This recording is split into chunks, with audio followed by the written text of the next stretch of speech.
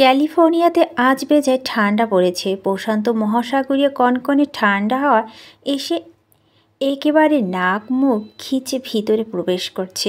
এলোমেলো বাতাসের তীব্রতা ঝড়ে পড়া আকর্ষণীয় ম্যাপল পাতায় ভরে উঠেছে রাস্তাঘাট। আজকে আর যেন তেন শীতের পোশাক পরে শীত নিবারণ করার সুযোগ নেই। তাই তো উষ্ণ কোট, গ্লোভস, পায়ে বুট, মাথায় উলের বিনি হ্যাট পরে একেবারে রইস হয়ে বাইরে বেরিয়েছে অনু। আজ বাইরে না গিয়ে বেলবোর্ড কম্পিউটারের মধ্যেই শুয়ে আরাম করে ঘুমালেন হয়তো সবচেয়ে বেশি ভালো হতো। কিন্তু আগামীকাল মায়ের অপারেশন, আজ না গেলে কেমন করে হবে? গত দুদিন ধরে ওর আর কৃত বাড়িতে নেই। এই দুদিনে ওর যথেষ্ট খেয়াল রেখেছে প্রত্যয়। সব সময় ফোন করে খোঁজ নেওয়া, সন্ধ্যা বাড়ি ফেরার পথে এগিয়ে দেওয়া কিংবা নার্সিংহোমে কোনোরূপ জরুরি প্রয়োজনে ছুটে আসা, কী না করেছে। এত যত্ন, এত মূল্যায়নে অনুর মতো কঠোর হৃদয় মেয়েটারও আজকাল প্রত্যয়ের প্রতি দুর্বলতা অনুভব করে।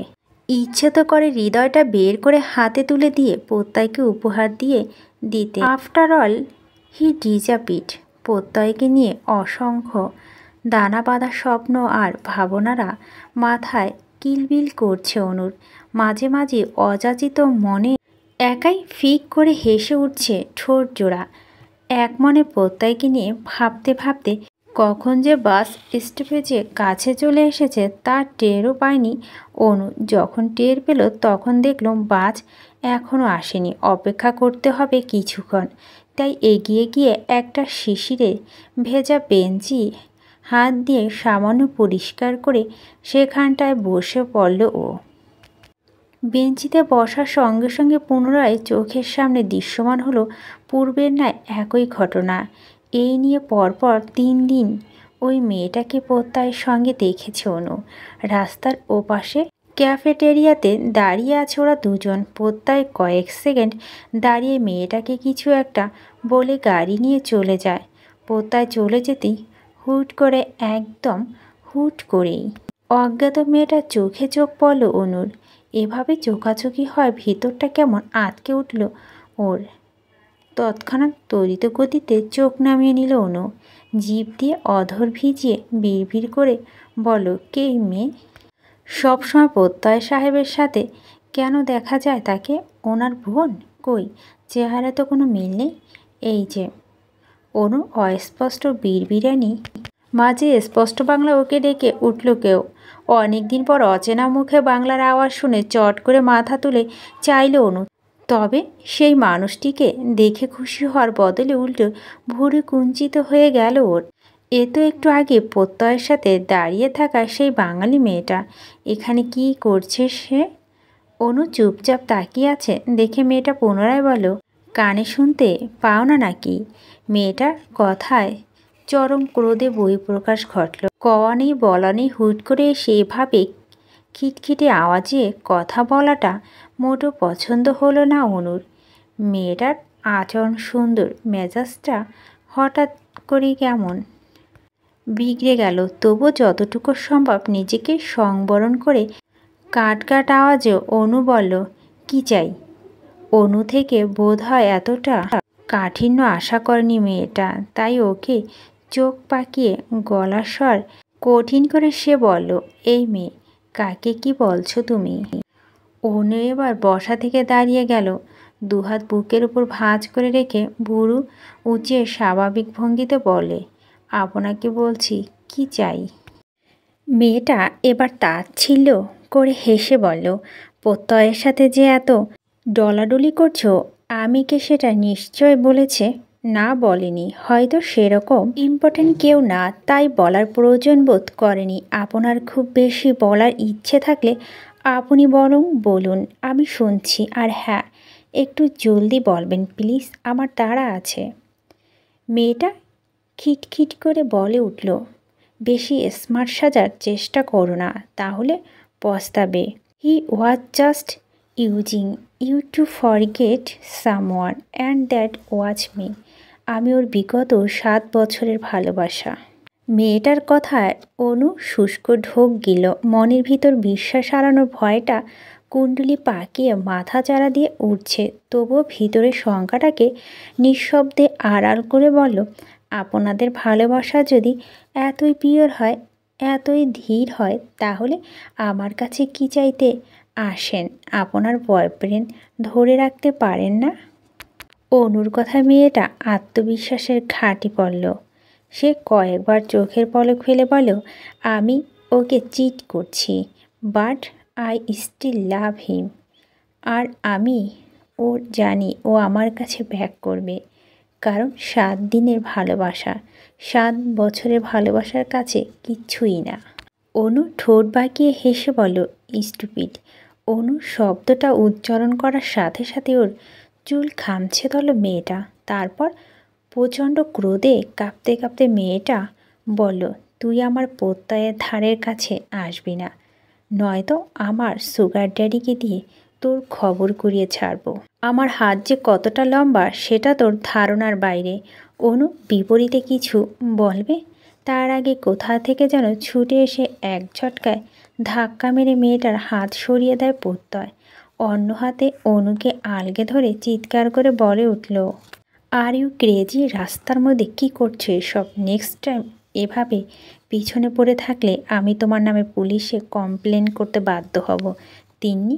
এতক্ষণে বাস এসে পড়েছে পাবলিক প্লেসে। হাওয়াতে চারিদিকের মানুষ জড়ো হয়ে গিয়েছে মুহূর্তে।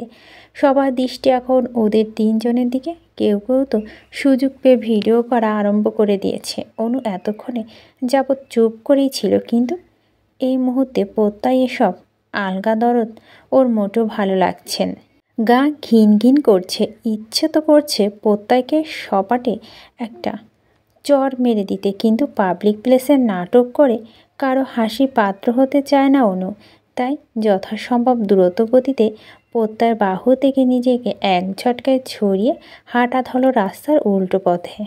ওকে এভাবে চলে যেতে দেখে প্রত্যয়ও হাঁটা দিল অনুর পিছু পিছু। প্রত্যয় পিছনে আসতে ব্যাপারটা বুঝতে পেরে অনু ঘাড় ঘুরিয়ে কাট কাট গলায় বলল, এখানে দাঁড়ান, আর আসবেন না। অনুরোধ নয়, নিষেধ করছি। অনু নিম পাতার মতন তেতো কথা প্রত্যয় আর এগোতে পারল না। অগত্যায় দাঁড়িয়ে পড়ল রাস্তার মাঝখানে। অনুর চোখ মুছতে মুছতে দ্রুত পায়ে হেঁটে চলে গেল সেখান থেকে। যতক্ষণ পর্যন্ত অনুকে দেখা যায় ঠিক ততক্ষণ ওর যাওয়ার পানে নিষ্প্রভ চোখে তাকিয়ে রইল প্রত্যয়। এক পা ও নড়ল না। খুব ভোর নয়, সকাল পেরিয়ে বেলা গড়িয়েছে অনেকটা। চারিদিকে সূর্যের সোনালি আলো ঝলকানি। অরু সেই কখন থেকে কৃতিকের রুমের সামনে দাঁড়িয়ে দাঁত দিয়ে নখ কাটতে কাটতে পায়চারি করছে। মনে মনে ভাবছে, শুনেছি ভোর রাতে রুমে ঢুকেছে, এখনও ঘুমিয়ে আছে কি না কে জানে। নখ করব কি করব না, করব কি করব না, না থাক চলে যাই, না একবার করেই দেখি। অরু যখন কি করবে না করবে ভেবে কুল পাচ্ছিল না, তখনই ভেতর থেকে ডেকে উঠে কৃতিক, তোর পায়চারি তে মাথা ঘোরাচ্ছে আমার, ভিতরে আয়। অরু চট করে দরজা খুলে ভিতরে ঢুকতে ঢুকতে বলল, আপনি কি করে বুঝলেন আমি দাঁড়িয়ে আছি? কথাটা বলে ভিতরে ঢুকতেই চোখ দুটো খিচে বন্ধ করে দ্রুত পেছনে ঘুরল অরু। কৃতির গায়ে শার্ট চড়াচ্ছে। ও জিম করে কৃত্রিম উপায়ে বানানো ভি-শেপড পৃষ্ঠদেশ স্পষ্ট বিদ্যমান অরুর চোখে। এভাবেই অসময়ে এসে পরে নিজেই লজ্জিত হলো। অরুর কথা জবাবে কৃতিক সামনে ঘুরে শার্টের বোতাম লাগাতে লাগাতে বলল, মেবি আমি তোর শরীরে গন্ধ পাই। অরু এখনও পিছনে ঘুরে দাঁড়িয়ে আছে দেখে কৃতিক পুনরায় বলে, হয়ে গিয়েছে, তাকাতে পারিস। অরু যেন কিছুই বোঝেনি, লজ্জাও পায়নি। যেভাবে করেই মুখ ভঙ্গিমা স্বাভাবিক রেখে ঘুরে বলল, আপনি কি ভ্যাম্পায়ার? না মানে শুনেছি ভ্যাম্পায়াররা মানুষের গন্ধ পায়। ড্রেসিং টেবিলের ওপর থেকে ব্ল্যাক বেল্ট ঘড়িটা হাতে পড়তে পড়তে কৃতিক বলে, বেশি বেশি ফ্যান্টাসি বই পড়লেই এই হয়, মাথায় মধ্যে সব ভূত প্রেত ভর করে বসে আছে। ক্লাসে বই তো খুলেও দেখিস না। এবার ইউএসএ ফিরে তোকে দেখে নিচ্ছি আমি। পড়াশোনার কথা আসতেই অরু দ্রুত কথা ঘুরিয়ে কাজের কথায় চলে এলো। মিনমিনিয়ে বলল, আপনার ফোনটা একটু দিবেন? আপাকে কল করতাম। রাতের ফ্লাইটে তো ফিরে যাচ্ছি, কল করার কি আছে? জবাবে অরু ঠোঁট উল্টে বলল, আপার জন্য মন খারাপ লাগছে, আমি কথা বলতে চাই। কৃতিক নিজের হাতের কাজ করতে করতে বলল, জ্যাকেটের পকেটে আছে, খুঁজে দেখ। আর হ্যাঁ, আমার সামনে বোনের সাথে একদম ন্যাকামি করবি না। যা কথা বলা নিজের রুমে গিয়ে বল। অরু হ্যাঁ সূচক মাথা নাড়িয়ে ফোন নিয়ে দূরত্ব বেরিয়ে যায়। তারপর আবারও কি ভেবে যেন ফিরে এসে বলে, ফোনের পাসওয়ার্ডটা তোর আর আমার বার্থডে। অরু অবাক হয়ে পুনরায় শুধালো, কি? কৃতিক ঘাড় ঘুরিয়ে ধমকে বলল, কানে কম শুনিস? অরু ভয়ে তটস্থ হয়ে এদিক ওদিক ঘাড় নামিয়ে আবারও দৌড়ে চলে যায়। যেতে যেতেই লক খুললে কল লাগায় অনুর নাম্বারে। একবার দুবার তিনবার গিয়ে চারবারের মাথায় কল তুলল অনু। হ্যালো আপা। এপাশ থেকে অরুর উৎসুক গলা শুনেই তেতে উঠল অনু। গলার স্বরে হাজারো বিরক্ত টেনে এনে ঝাঁস নিয়ে বলল, কি সমস্যা? কল দিয়েছিস কেন? আমাকে একা রেখে সৎ ভাইয়ের টাকায় থাইল্যান্ড গিয়েছিস, ঘুরছিস ফিরছিস, খাচ্ছিস, এনজয় করছিস, তবুও স্বাদ মিটছে না নাকি? আমাকে ইউজ করে আমার ঘাড়ে পা দিয়ে জীবন কাটানোর শখ এখনও মেটেনি। অনুর তিক্ত কথায় চড়াত করে মস্তিষ্কটা ঝাঁকিয়ে উঠল অরুর। ও নিজেও তেজি স্বরে বলল, মুখে চা আসছে তাই বলে যাচ্ছিস? তখন থেকে কি হয়েছে? কি করেছি আমি? অনু উল্টো ক্রোধ দেখিয়ে বলো, যা বলেছিস একদম ঠিক বলেছি, বুঝে শুনে বলেছি। তোরা সবাই আমাকে ব্যবহার করছিস নিজেদের প্রয়োজনে। কেন বলতো? সব সময় তোদের চিন্তায় আমার কেন করতে হবে? আমার কি ইচ্ছা অনিচ্ছা বলে কিছু নেই? অরু এবার নরম সুরে শুধালো, কি হয়েছে আপা? অরুর প্রশ্নে কিঞ্চিত পরোয়া না করেই অনুর মুখে যা আসছে উন্মাদের মতো তাই বলে যাচ্ছে। অরু জানে আপা রাগ উঠলে মাথা ঠিক থাকে না, পরে আবার নিজের সব সামলে দেয়। তাই এত এত তিক্ত কথা বিপরীতে অরু নিজের রাগ সংবরণ করে আবারও জিজ্ঞেস করলো, কি হয়েছে বললা না আপা? কে কি বলেছে তোমাকে? মা ঠিক আছে? আমি ওর একেধারে প্রশ্নে এক পর্যায়ে অনু নিজেই খেই হারিয়ে চেঁচিয়ে বলে উঠল, তুই এবার আমাকে বিচারকদের মতো প্রশ্ন করা বন্ধ কর অরু। আমি বিরক্ত তো এসব প্রশ্নে। তোর এত আনন্দ আমার সহ্য হচ্ছে না। আমার ঘাড়ে পা দিয়ে এভাবে জীবন কাটাতে লজ্জা হয় না তোর? আর কতদিন আমার উপর ভরসা করে বাঁচবি? তোদের দেখভাল করতে করতে হাঁপিয়ে উঠেছি আমি। এবার একটু রেহাই দে। এবার অন্তত আমাকে ইউজ করা বন্ধ কর। আমি তোমাকে ইউজ করি? হ্যাঁ করিস। তোরা সবাই মিলে আমাকে নিজেদের সাথে ইউজ করিস। এবার আমাকে আমার মতো বাঁচতে দে অরু। এক নাগারে চোখ খিচে কথাগুলো বলে মুখের ওপর ফোন কেটে দিল অনু। ওদের অনু বলা শেষ কথার মাথার মধ্যে অগ্নি স্ফুটলিঙ্গ অনুভব হলে অরু কষ্টের সীমানা পেরিয়ে মেজাজ চড়ে এসেছে সপ্তম আসমানে।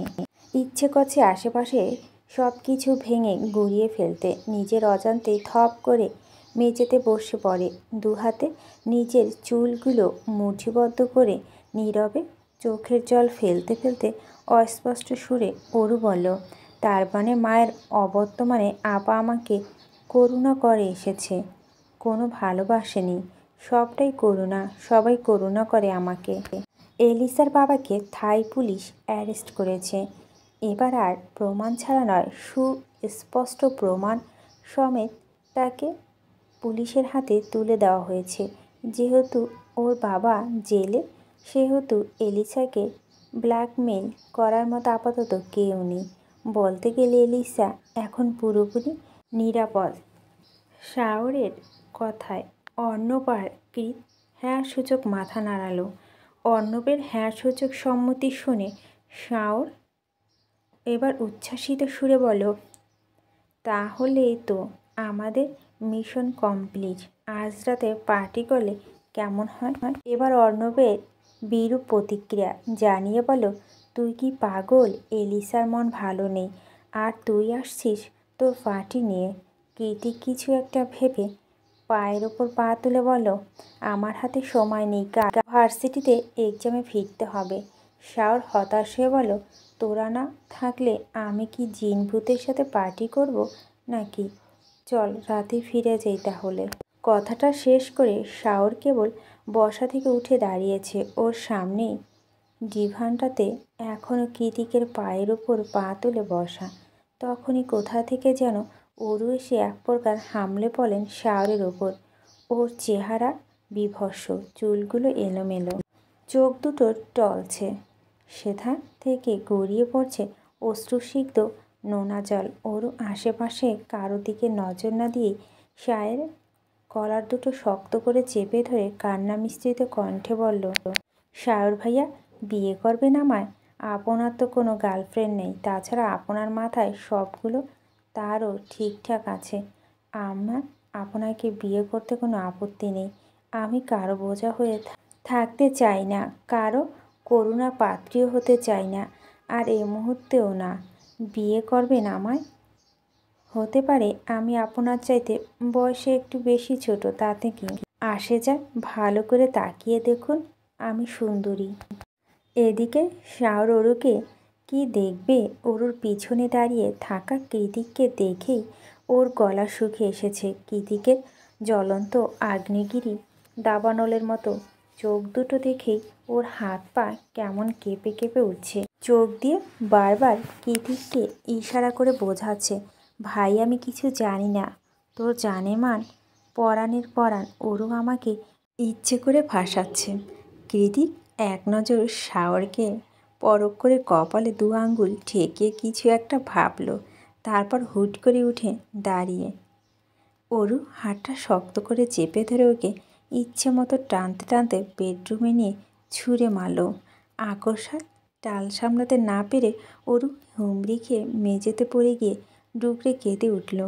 দাঁড়ানো থেকে এভাবে হুট করে মেঝেতে পড়া কনু আর হাঁটুর অবস্থা বেগতিক। কাঁদতে কাঁদতে অরু নিজেকেই সামলানোর চেষ্টা করেছে খুব, কিন্তু প্রচণ্ড আঘাতে হাত পাগুলো যেন অসাড় হয়ে পড়েছে ওর। ওকে ছুঁড়ে ফেলে দিয়ে কৃতিক নিজের দু পকেটে হাত গুজে দাঁড়িয়ে স্পষ্ট কণ্ঠে বলল, আমি আসছি, ততক্ষণ এখানে পড়ে থাক। অন্য কারো শরীরে হাত ছোঁয়ানোর শাস্তিটার সময় হলে টের পাবি। অরুকে নিজের রুমে আটকে রেখে কৃতিক আবারও ওদের কাছে ফিরে আসে। অর্ণব, শাওর, এলিসা তিনজনই ভয়াত্মক দৃষ্টিতে তাকিয়ে আছে কৃতিকের পানে। সবাইকে নিশ্চুপ হয়ে থাকতে দেখে শাওর একটু সাহস নিয়ে বলে উঠে, কি করেছিস ওর সাথে? সাপের ফনা তোলার মতো তড়িৎ গতিতে শাওরের দিকে হিংস্রত দৃষ্টিতে নিক্ষেপ করে কৃতিক বলে, যা ইচ্ছে করেছি। আমাদের প্রাইভেট কথাও তোকে শেয়ার করতে হবে? শাওর কিছু বলতে যাবে তার আগে অর্ণব ওকে থামিয়ে দিয়ে বলো, আর একটাও কথা বলবি না শাওর, নয়তো কৃতিকের হাতে আজই তোর খেল খতম। বার কয়েক জোরে জোরে নিঃশ্বাস ছেড়ে কৃতিক নিজের পকেট থেকে একটা পেনড্রাইভ বের করে অর্ণবের হাতে দিয়ে বলে, ডকুমেন্টসগুলো যত দূরত্ব সম্ভব বের কর। পেনড্রাইভটা হাতে নিয়ে সেটাকে উল্টে পাল্টে দেখে অর্ণব নিজের ঠোঁট কামড়ে বলল, একটু বেশি তাড়াহুড়া হয়ে যাচ্ছে না ব্যাপারটা? অর্ণবের কথা ওর দিকে অগ্নিদৃষ্টি নিক্ষেপ করে কৃতিক। কৃতিকের চোখে হিংস্রতা দেখে অর্ণব চোখ নামিয়ে নিল। এলিসা এগিয়ে এসে অর্ণবের কাঁধে হাত রেখে বলল, জেকে যা করতে চাইছে সেটা ওকে করতে দে অর্ণব। অর্ণব এলিসার দিকে তাকিয়ে ছলছল নয়নে বলে উঠল, তুই বলে আমি সব কিছু করতে রাজি জান।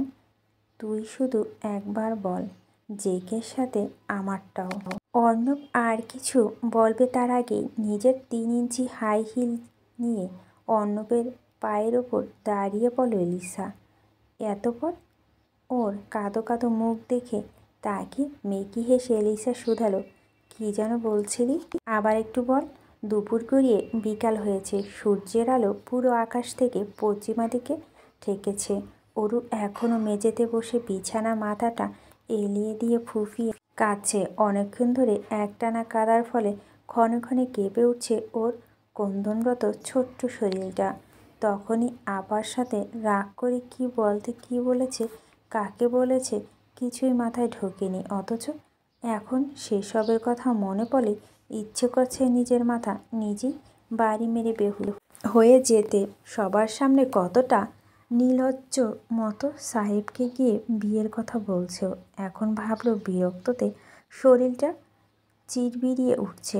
সবাই কি ভেবেছে কে জানে, যে যার ভাবা ভাবুক। তবে ওরও ঠিক করেই নিয়েছে সাহেবের মুখোমুখি আর এ জীবনে হবে না। ও কি করে বা হবে? শাহরুখকে দেখলেই তো নিজে করা মস্ত বড় বোকামির কথা বারবার মনে পড়ে যাবে। সকালের কর্মকাণ্ডর কথা ভেবেই হাত পা ছড়িয়ে আরও এক দস্তুর কেঁদে ভাসালো অরু। তারপর মনে মনে ভাবলো, আপাকে আরেকবার কল করে দেখলে কেমন হয়। এখন তো রাগ কমেও যেতে পারে। যেই ভাবা সেই কাজ। অরু দ্রুত এগিয়ে গিয়ে বিছানায় আশেপাশে কৃতিকের মোবাইলটা খুঁজতে লাগলো, কিন্তু মোবাইলের জায়গায় অন্য কিছু হাত এলো ওর। নরম বিছানার মাথার পাশে যে কুশনটা রাখা থাকে তার পাশে ওর রূপালি নুপুরটা আঁকা বাঁকা হয়ে পড়ে আছে। এত বছর ধরে পায়ে পড়ে থাকা নিজের সুপরিচিত নুপুরটা দেখে অরু দ্রুত গিয়ে সেটাকে হাতড়ে নিল। হাতে নিয়ে উল্টে পাল্টে দেখে বলল, আরে এটা তো আমার নুপুর। এলিসা আপুর জন্মদিনে পার্টিতে হারিয়ে ফেলেছিলাম। এটা ওনার কাছে কি করে এলো? আর ওনার কাছে যদি থাকবি তাহলে সেই দিন কেন জিজ্ঞেস করলো আমার নুপুর কোথায়? আশ্চর্য মানুষ তো। আমার নুপুর দিয়ে ওনার কি কাজ? এক মনে কথাগুলো বলে অরু পা বাড়িয়ে দেয় নিজ হাতে নুপুরটা পরার জন্য। ঠিক তখনই বাইরে থেকে আগমন ঘটে কৃতিকের। ও হুড়মুড়িয়ে রুমে প্রবেশ করে বেডসাইড টেবিল থেকে কিছু কাঠ নিজের ওয়ালেটে ভরে নেয়। এতপর অরুর হাতে হ্যাচকা টান মেরে ওকে দাঁড় করিয়ে দিয়ে বলে, চল। অরু ভুরুকুঞ্চ করে বলল, চল মানে কোথায় যাব? কৃতির জবাব দেয় না কোনোরূপ, বরং ওকে জোর জবস্তি করে টানতে টানতে বাইরে নিয়ে যায়। হাত ছাড়ুন, লাগছে আমার। আরে আমার নুপুরটা ফেলে এসেছি তো। ছাড়ুন। কে শোনে কার কথা? কৃতিকের স্থবির চোখ মুখ আর ভাবমূর্তি দেখে মনে হচ্ছে এ মুহূর্তে ওর শ্রবণশক্তি হারিয়ে গিয়েছে। এক মনে এলোমেলো পায়ে হাঁটতে হাঁটতে কখন যে উত্তাল প্রশান্ত মহাসাগরের সামনে এসে দাঁড়িয়েছে তার হদিস নেই অনুর। মাথার উপরে গোল্ডেন গেট ব্রিজ, তাতে হাজারো মানুষের ঢল, আর তার নিচে সুবিশাল সমুদ্রের তল। এখানেই তো প্রথমবার প্রত্যয়ের বুকে মাথা রেখেছিল অনু। কতটা প্রশান্তি আর কতটা আবেগাপ্লুত হয়ে প্রত্যয়ের ওপর নিজের ক্লান্তি শরীর ভার ছেড়েছিল। প্রত্যয় আন্তরিকতা মাখা হাসি, মাথায় বুলানো আদুরে হাতের পরশ, রাতের আধারে একান্তই বৃষ্টিম্লান, সব কিছুই কি তাহলে মিথ্যে ছিল? প্রত্যয় তার 7 বছরের ভালোবাসা ভুলে যেতে কেবলমাত্র ওকে ইউজ করেছে। এটা কি সত্যি? তিন্নি নামক মেয়েটা কি সত্যি বলছে? অনু কি তবে শুধু অন্য একজনার জায়গা পূরণ করে ইউজ হয়েছে মাত্র? ইউজ শব্দটা সেই সকাল থেকে মাথার মধ্যে গেড়ে বসে আছে ওর। কিছুতেই শব্দটাকে সরানো যাচ্ছে না মাথা থেকে। ইউজ শব্দটা নিয়ে ভাবতে ভাবতে অনুর মনে পড়ে যায় সকালের কথা। নিজের ব্যতিগ্রস্ত হৃদয়টাকে সামাল দিতে না পেরে সকালবেলা জানাতই বলেছে অরুকে, নিজের ছোট্ট বোনের প্রতি এরূপ জঘন্য আচরণ করে প্রত্যয়ের ওপর জমে থাকা রাগ অরুর ওপর ঢেলে এখন অনুশোচনায় বুক ফেটে কান্না আসছে অনুর। কি করেছে অরু? ঠিক আছে তো? নাকি আপার উপরে অভিমান করে ভুলভাল কিছু করে বসেছে ওর ডান পিঠে বোনটা? হাজারো অজানা প্রশ্ন এসে বাড়ি খাচ্ছে অনুর মস্তিষ্কে। ও আর ভেবে সময় নষ্ট করতে পারল না। তৎক্ষণাৎ অরুর সাথে কথা বলার জন্য দ্রুত ফোন বের করে কল লাগালো কৃতিকের নাম্বারে। কিন্তু দুঃখের বিষয়, বরাবর ফোন করার পরও কেউ ফোনটা তুলছে না। কি করে তুলবে? ফোনটা যে সেই সকাল থেকে মেঝেতে বুকে থুবড়ে পড়ে আছে। এদিকে অরুকে কল না পেয়ে শব্দ করে কাঁদতে কাঁদতে অনু বসে পড়ে বালুর আস্তরিত স্যাঁতস্যাঁতে বেলাভূমিতে। সন্ধ্যা রাতে রিসোর্টের সামনে বাইক থামিয়ে অরু বাহু ধরে এক প্রকার টেনে বাইক থেকে নামালো কৃতিক। অরু চোখ মুখ বিমর্ষ, ওর গালে 5 আঙ্গুলের দাগ সুস্পষ্ট। মাথাটা নুয়ে রেখেছে সেই কখন থেকে। কৃতিক নিষ্প্রহ চোখে অরুর দিকে ধ্যানমগ্ন হয়ে চেয়ে আছে। ওর কাছে এই ফোলা ফোলা চোখে অরুর বরাবরই সুন্দর লাগে। আজ মনে হচ্ছে আরও একটু বেশি সুন্দর লাগছে। অরুর পরনে ছিল সুতি গাগরা আর ওভারসাইজ টপসের উপর বাঞ্জারা কারুকাজের কোটি। লম্বা হাঁটু চুলগুলো ঢিলে ঢালা হয়ে হাত খোঁপায় বাঁধা। এতক্ষণ ধরে হেলমেট পরে থাকায় খোঁপাটা মনে হচ্ছে আরও ঢিলে হয়ে গিয়েছে। এখন খুলে পর্বে পর্বে ভাব। দুধে আলতা রাঙা মুখটা কেটে কেটে লাল বর্ণ ধারণ করেছে। তবে সন্ধ্যা রাতে হ্যাজাকের আলোয় এই লাল লাল চেহারা বড়ই মায়াবী লাগছে তাকে। যে কেউ দেখে বলবে নতুন বিয়ে ছিরি জেগেছে মেয়ের মুখে। খানিকক্ষণ বাদে ওদের পিছন পিছন ওভার থেকে নেমে এলো এলিসা, অর্ণব আর শাওরও। কারো মুখে টু শব্দ নেই ওদের। চারিদিকে পিনপতন নীরবতা। অরু চুপচাপ মাথা নুয়ে দাঁড়িয়ে আছে সে তখন থেকে। গলায় রজনীগন্ধা আর গোলাপ দিয়ে তৈরি তাজা ফুলের মালা, হাতে একটা ঝোলানো। এটা বোধ হয় কৃতিকেরটা। অরু মলিন মুখটার দিকে তাকিয়ে এলিসা একটা দীর্ঘশ্বাস ছাড়ল। বন্ধু বেলাতে বরাবরই ওর স্বার্থপর হয়ে যায়, আজও তাই হয়েছে। তবে এখন অরুকে ভিতরে নিয়ে কিছু খাওয়ানো উচিত। মেয়েটা সারাদিন না খেয়ে আছে। তাই চারিদিকে নীরবতা ভেঙে এলিসা বলে উঠল, তোরা কি সারা রাত এখানে দাঁড়িয়ে থাকার প্ল্যান করছিস? যদি তাই হয় তাহলে দাঁড়িয়ে থাক। আমি আর অরু ভিতর গেলাম। ওরা সবাই এখনো চুপ হয়ে দাঁড়িয়ে আছে। এলিসা অরুকে সাথে নিয়ে ভিতরে যাওয়ার উদ্দেশ্যে পা বাড়ালো। পিছন থেকে কৃতিক ডেকে উঠে ওদের, এলিসা শোন। এলিসা ঘুরে দাঁড়িয়ে জিজ্ঞাসু দৃষ্টিতে ওর পানে চাইলেন। কৃতিক একটা সাইন করা চেকের পাতা এলিসার দিকে এগিয়ে দিয়ে বলল, এটা অরুর মোহরানার টাকা, ওকে দিয়ে দিস। এলিসা হ্যাঁ সূচক মাথা নাড়িয়ে চেকটা হাতে নিয়ে ভিতরে চলে যায়। এদিকে কৃতিকের কাণ্ড শাওর আর অর্ণব অবাকের চরম সীমায় গিয়ে চোখাচোখি করে। দুজনে একই সুরে বলে উঠল, পৃথিবীতে এটা বোধ হয় প্রথম বিরল ঘটনা যেখানে স্বামী তার বউকে মাঝ রাস্তায় দাঁড়িয়ে মোহরানা উসুল করে দিল। ওদের কথায় ধ্যান নেই কৃতিকের। ও তো সে কখন থেকে বাইকে হেলান দিয়ে দাঁড়িয়ে অরু যাওয়ার পানে তাকিয়ে আছে। অরু চলে গিয়েছে বহুক্ষণ আগেই, তবুও তাকিয়ে আছে আদুরি কোনো এক বাঙালি ক্যাফে থেকে। তখনই কানে ভেসে আসছে বেসুরো দুটো লাইন, আমার কাছে তুমি অন্যরকম ভালোবাসি, বেশি প্রকাশ করি কম।